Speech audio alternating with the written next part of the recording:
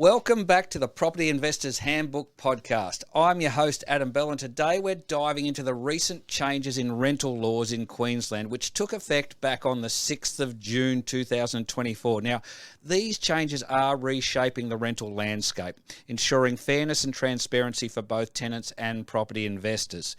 Joining us again is Colleen Sutherland from Sutherland's Property Management Group, who's going to help us navigate through these new regulations and really just break them down in layman's terms so we understand what they're all about.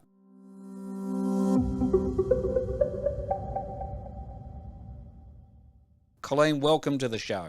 Thank you so much, Adam. Okay, so we've got 4 to go through, don't we? And they are pretty big changes, and we want to make sure your clients understand what they are, what they mean, and also what it does mean for tenants. So I think really we just really want to know what they are. So I understand the first one, rent bidding, is now unlawful. Can you explain what that actually means? What it means, so rent bidding has always been unlawful in Queensland. We must advertise a property at a fixed rent, and then that's how much the property is. So say it's $500 a week, and that's how much the property is. Sure. What's happening now is there are tenants who are offering above the rent that we've advertised. In order to get the property. In order to be first in line with the applications. So, and it could be as little as $10 more, or it can be $50, $100 more. And what happens there is then the landlord will go, yep, let's choose that guy who's offering more money, and then that knocks everybody else out of the race. Right. Yeah. You now can't do that. We now can't do that. We can't accept it. So even if you come and say to me, well, I'll give you an extra $50 and I don't have to know about it, it's because it's not advertised, that could be a bait. And we could get into a lot of trouble if we accept that extra $50 a week. Sure. Okay. So what you're doing there then is you've got to advertise rental properties at a fixed price. Yes. And you cannot accept any rent offers above the advertised price. Yes.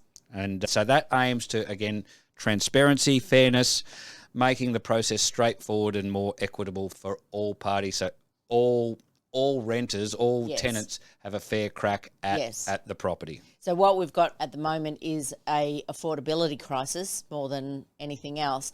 And yeah, that knocks every other tenant out who's just scraping in to be able to afford it, and someone's just, and that allows that tenant to have a fair go at the property. Okay, so it's making sure you spend the right amount of time and appraisal work getting that rental price right, talking that through with your landlords, because that's going to be it. Okay, got it. Number 1, rent bidding is unlawful.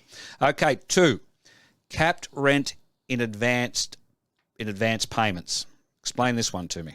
So we've established that it's $500 a week, and we're not going to take any more than that. We're not allowed to. So their next option is to offer more money to pay rent in advance. So ordinarily we can only ask for 2 weeks. And then every 2 weeks we ask for another 2. Where there's some tenants who are cashed up for whatever reason.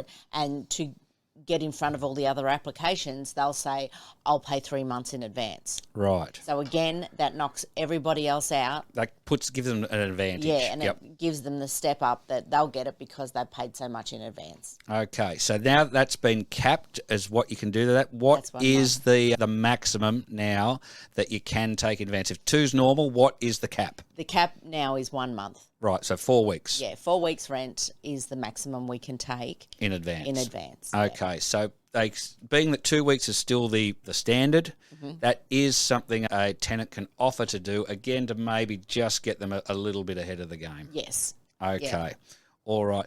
On the flip side, can a landlord insist on 4 weeks in advance? No. Okay, just wanted to clarify that. Yeah. I didn't think so, but it is something a tenant can offer to do. It is. And a landlord can't say, well, if he pays 3 months up front, I'll take him. Yeah, we can't do that either. Okay. So just to be clear on this, soliciting or accepting more than that 4 weeks is a breach of legislation, and penalties are applicable. So again, this change is to protect tenants from the financial strain of large upfront costs, ensuring a more accessible rent market.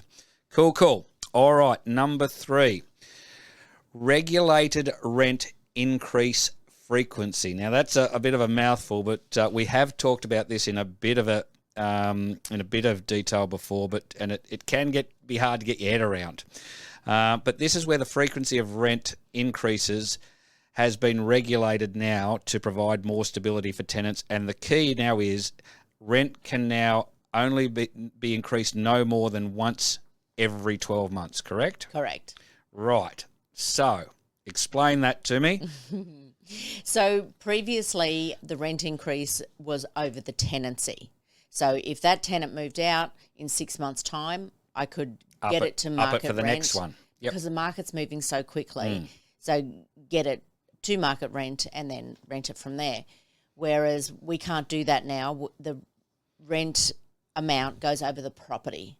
So if the tenant only stays 6 months and moves out, we can't increase the rent until 6 months' time. So everywhere we have to put when the last rent increase was, so that there's always those checks and balances, and be able to justify a rent increase at 12 months. Right. Okay, I get it. So the regulation applies to the premises, not the tenancies. Correct. So you'd be hoping, I guess, especially as a property manager, that you'd want to get, hopefully, your tenancies in line with the premises.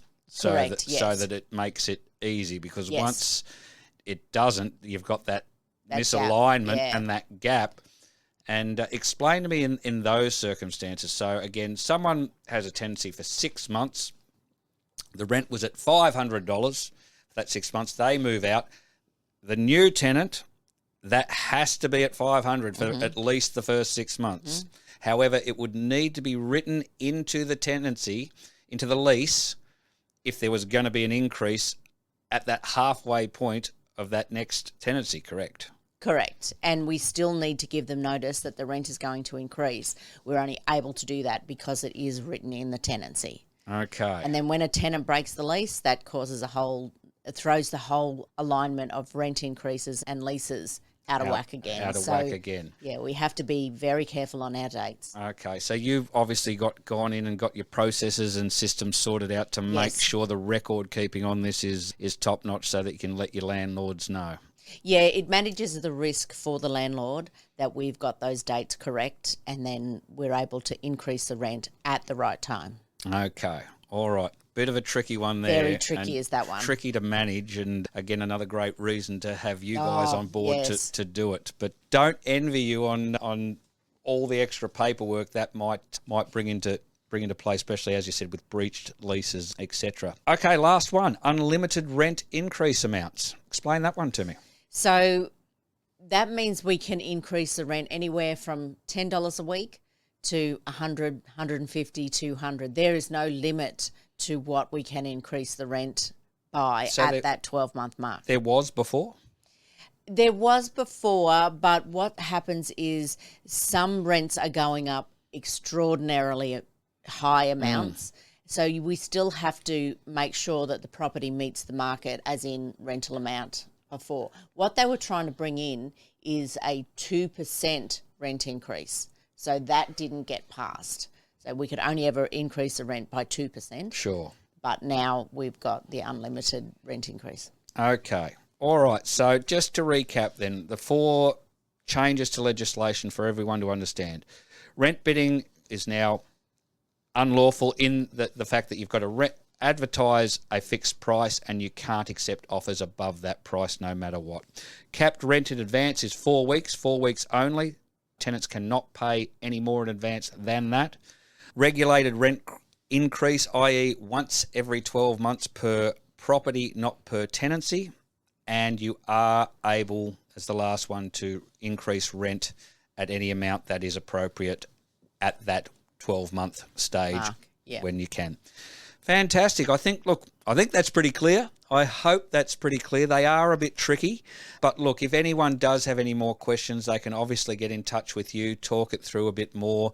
You might have landlords out there wondering whether their tenancies do match their properties at the moment, their leases. So get in touch if you want to understand where that sits for you. Look, Colleen, Thanks for coming in and shedding light on these new rental laws and what they do mean for property investors and tenants alike. I mean, for our listeners looking to stay compliant and informed, remember that understanding and adapting to these changes really is the key to successful property investment journey. And there's no need to be scared. Things change all the time. We get through it, we manage it, and still get the results that we are after. So if you are looking for any more information, visit Sutherland's Property Management Group website, which is spmg.com.au. Thanks for tuning in, and join us next time on the Property Investors Handbook podcast for more insights on the property market. Colleen, thanks for coming in. Thanks, Adam.